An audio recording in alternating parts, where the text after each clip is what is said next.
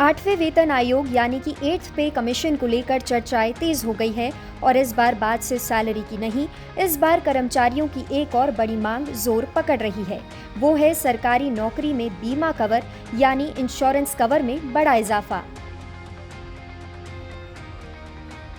सरकारी कर्मचारियों को जो सबसे ज्यादा फायदा होता है वो है central government employees group insurance scheme यानी CGEGIS से। ये स्कीम 1982 से चल रही है, जिसका मकसद है कर्मचारियों को नौकरी के दौरान सुरक्षा और रिटायरमेंट बेनिफिट देना।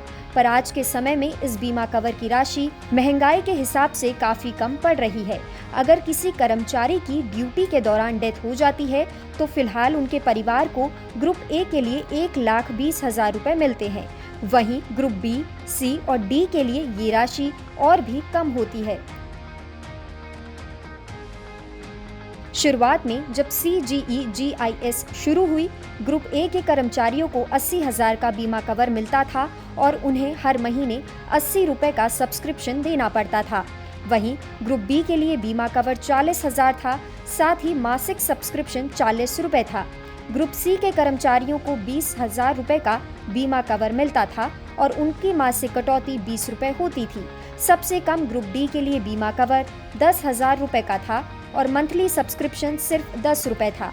इस तरह सब्सक्रिप्शन और बीमा कवर की रकम ग्रुप के लेवल के हिसाब से तय की गई थी। इसके बाद 1990 में जब चौथा वेतन आयोग बना तो उसकी सिफारिश के बाद CGEGIS में बदलाव के बाद बीमा कवर और मंथली सब्सक्रिप्शन की रकम बढ़ा दी गई। अब ग्रुप ए के कर्मचारियों को 1,20,000 का बीमा कवर मिलता है और उन्हें हर महीने 120 रुपए का सब्सक्रिप्शन देना पड़ता है। ग्रुप बी के लिए बीमा कवर 60,000 का कर दिया गया, जिसमें मासिक सब्सक्रिप्शन 60 रुपए है। वहीं ग्रुप सी के कर्मचारियों को 30,000 का बीमा कवर मिलता है और उनकी मासिक कटौती 30 रुपए रखी गई। ये जानकारी लोकसभा में वित्त राज्य मंत्री पंकज चौधरी ने साझा की थी, जो कि आज के समय को देखते हुए बहुत कम है।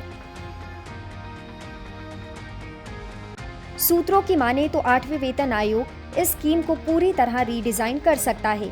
सरकार सोच रही है कि बीमा कवर को 10 लाख से 15 लाख तक बढ़ाया जाए, साथ ही मंथली सब्सक्रिप्शन भी बढ़ सकता है। मतलब अब 60 की जगह 500 रुपए तक का हो सकता है। इसके अलावा टर्म इंश्योरेंस मॉडल पर बेस्ड नया फ्रेमवर्क लाने का प्लान है, जिससे कर्मचारी और उनके परिवार को बेहतर सुरक्षा मिलेगी। आपको बता दें कि 7वें वेतन आयोग ने भी बीमा राशि बढ़ाने की सिफारिश की थी। इसमें 50 लाख, 25 लाख और 15 लाख के ऑप्शन देने की बात थी, लेकिन ये सब महंगे ऑप्शन थे जिनकी कटौती भी हर महीने बहुत ज्यादा थी। कर्मचारी इस महंगे प्लान को लेकर नाखुश थे, इसलिए सरकार ने इसे लागू नहीं किया।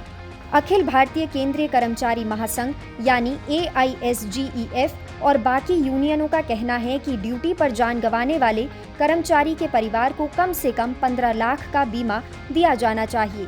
8वें वेतन आयोग की नोटिफिकेशन 2025 में जारी होने की संभावना है और इसे 1 जनवरी 2026 से लागू किया जा सकता है।